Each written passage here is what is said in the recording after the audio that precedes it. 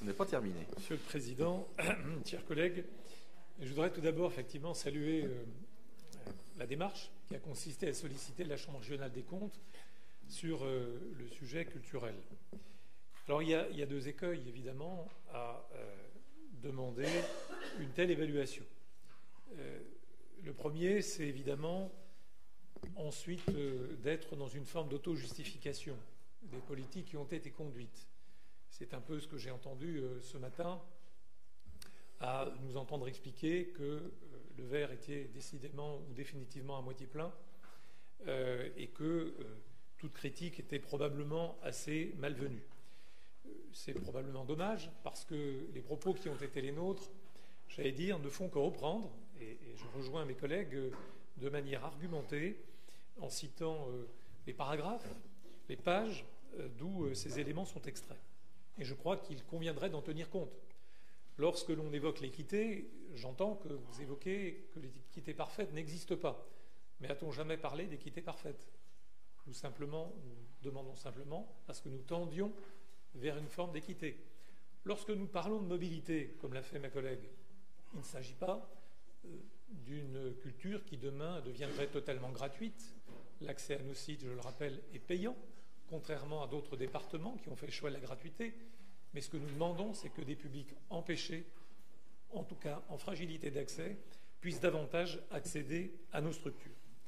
Et puis, il y a évidemment un deuxième écueil, c'est celui du déni, qui consiste à demander une évaluation, mais au fond, d'en ne tenir que bien peu compte à l'avenir. Et il y a une phrase que j'ai reprise, Monsieur le Président, de vos propos, le rapport sténotypé en fera foi d'ailleurs, « Dites-nous toujours, mais vous verrez bien ». Alors, ça me rappelle cette fameuse phrase, « Causez toujours, cela m'intéresse ». Si c'était ça, nous atteindrions des sommets ce matin. Je crois que nous ne sommes pas là et j'espère que ce n'est pas le fond de votre pensée. Ce que je veux dire, c'est qu'il y a là un rapport qui n'est ni à charge, ni dithyrambique. Nous le prenons comme tel. Et il y a même parfois, nous l'avons noté, des contradictions dans ce que disent les magistrats eux-mêmes. Mais en tout cas, il y a des pistes, effectivement, des orientations à prendre. Et je rejoins également ma collègue qui a tenté de demander quelle était l'esquisse d'un calendrier. Il doit exister, puisqu'il nous a été donné en commission et finances et culture, qui consisterait à attendre les échéances communales de l'an prochain et d'aller à la rencontre des territoires.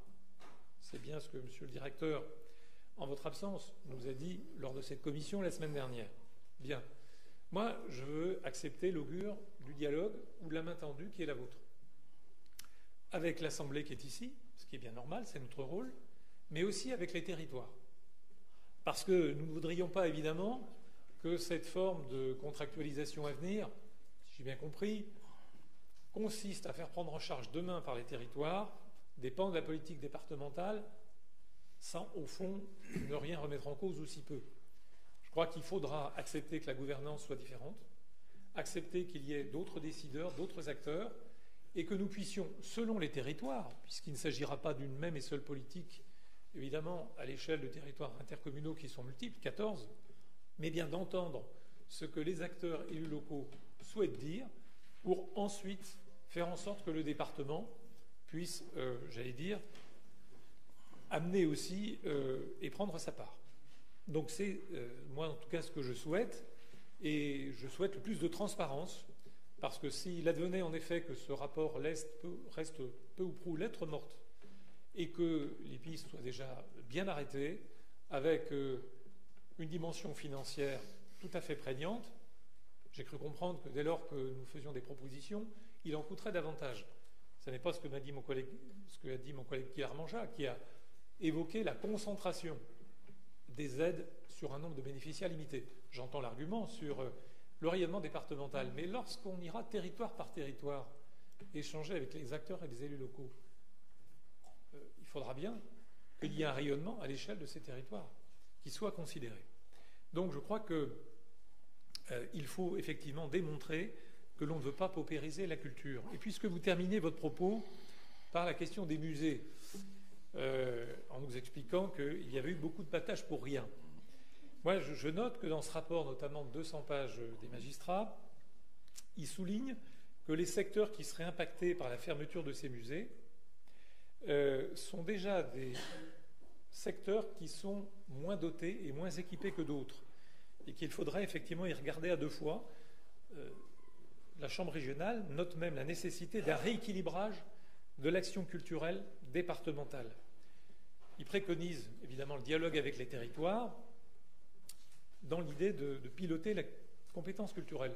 Vous nous dites que les choses sont en cours, mais pour ce que l'on en sait, le transfert de gestion qui a été évoqué ici, de l'aveu même de certains, j'allais dire, c'est un peu pour solde de tout compte avec les territoires. Parce qu'au regard des sommes qui sont aujourd'hui consacrées à ces musées et ce qui serait demain accordé aux territoires, il y a un rapport qui permet de dire que c'est un solde de tout compte.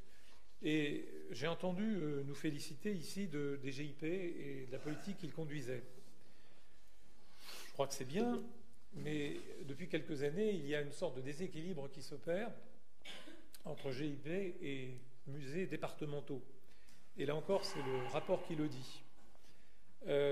Il n'existe pas de plan de communication global pour la culture. Les moyens sont inégaux entre les musées. Ceux qui sont en régie ont eu en tout et pour tout 30 000 € par an et le GIP 110 000. Donc, en matière de communication, moi je salue ce qui est fait pour le GIP parce que ce sont des choses vraiment éminemment positives. On en voit l'impact, probablement la mesure sur les fréquentations, mais depuis quelques années, en tout cas sur les années examinées, il y a une vraie distorsion en termes de communication. Et donc, si l'on ne fait pas savoir ce qui s'y fait, immanquablement, à un moment donné, on paupérise le public. Donc, je voudrais dire que, concernant les musées, ce que nous demandons, c'est un moratoire quant à cette démarche, parce que l'on ne peut pas, j'allais dire aujourd'hui, nier les conclusions. Un rapport qui préconise demain une concertation avec les territoires, un calendrier établi, et anticiper un transfert de gestion, on ne prend pas dire une fermeture, en tout cas un transfert de gestion, selon vos propres mots, ce serait mettre la charrue avant les bœufs. Et ce serait dommage parce que ça augure assez mal de ce qui pourrait se passer. Et notamment de ce que l'on sait des moyens qui seraient demain laissés aux deux territoires concernés. Donc nous demandons un moratoire et en tout cas le fait que nous puissions entrer dans une vraie démarche en transparence de dialogue et demain, j'espère, de contractualisation. Chaque territoire prend sa part, j'en conviens. Le mien n'est pas connu pour ne pas prendre sa part dans la culture. Encore récemment, un documentaire publié sur la mémoire industrielle. Donc c'est dire que la culture est plurielle et en tout cas que nous la voulons comme telle dans ce département.